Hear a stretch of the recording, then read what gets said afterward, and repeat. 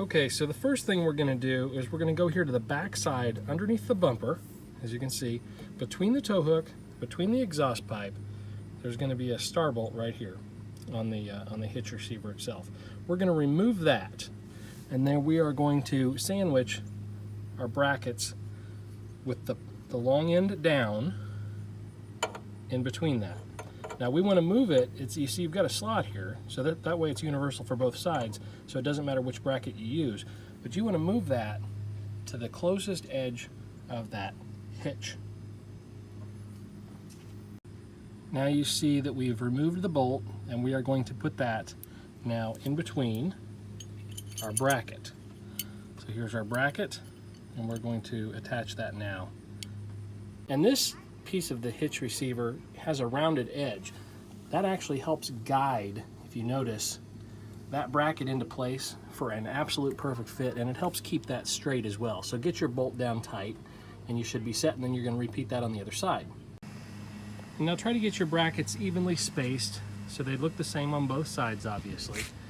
Again, on the right side here, you know, the best position is as far over as you can go in the hitch piece there, but you know, depending on where Ford cut that off, it may not be 100% exactly the same, so just try to get it as close as possible so that it's gapped the same distance from the exhaust tip or the hook on both sides. You will need to pull this exhaust tip back when you're trying to put the screw in right here, because that's going to get in the way. Not a big deal, you don't have to remove it. It's on a rubber hanger here.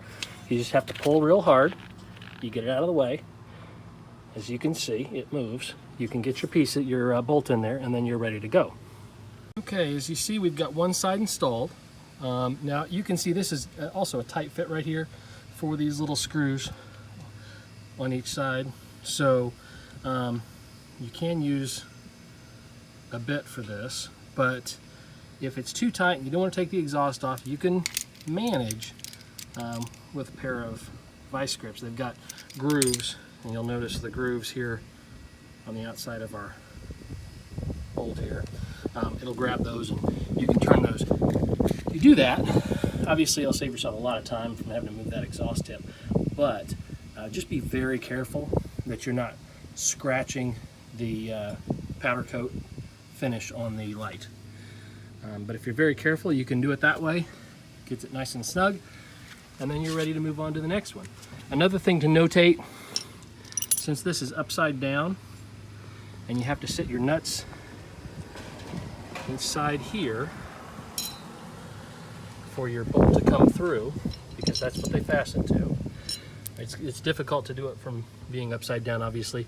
Get a little wrench or something to push that and hold that in place, and you should be all set.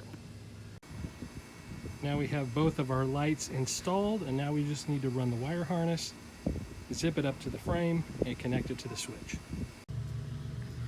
All right, so the first thing you want to do is feed your wire up and out of the way.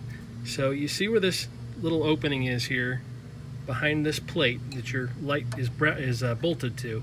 Slide your wire through there, all right, and then over this hole and behind the hitch. Now, take your wire again, lift it up above the hitch, feed it up there, then reach around from the other side.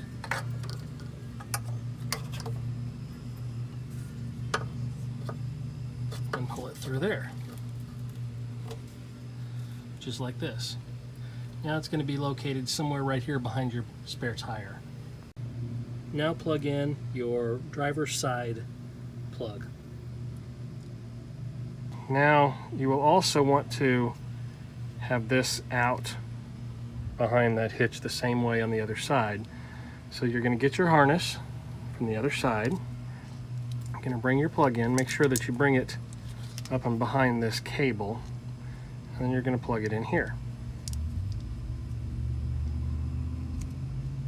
Which, by the way, this is kind of hard to do one-handed. Now you'll want to securely zip tie this harness to an existing harness that's already there behind your hitch so that it doesn't flop around. You want to get this nice and secure and tight. you're going to continue to do that to zip tie this to the frame rail and other locations here that are clearing out of the way as you go along here. The next thing we need to do before we zip tie anymore though is we need to remove this bolt that is a ground, as you see, and we're going to put this ground loop behind it. This is going to ground our lights. So then when we run our final wire all the way up to the front along our frame rail, and you want to keep this away from the exhaust, you don't want it anywhere near anything that's hot, so you want to keep it up and away from the exhaust and away from any moving components. Like you don't want it, to get pinched with the springs or anything like that. So you're going to run this along the frame rails, away from anything that's going to damage it. And then that will be our final step. Kind of dark up in here, but we'll take a look here. So we've got our harness connected to our lights. As you can see, got it plugged in. We've got our ground here on this wall. Again, it's kind of dark there. And then we take our harness up and we take it over the spare tire carriage there and over the frame rails. See, it comes out there on the other side of the frame rail. There's the tire, and we've got it zipped to the frame rail. Again, you want to continue to zip that nice and tight all the way along the frame rail. Make sure you don't get anything close to where it's going to touch the spring. You want to get it nice and secure. You want to keep it out of the way for the spare tire in case you ever have to take that down. And it goes right along our rail here.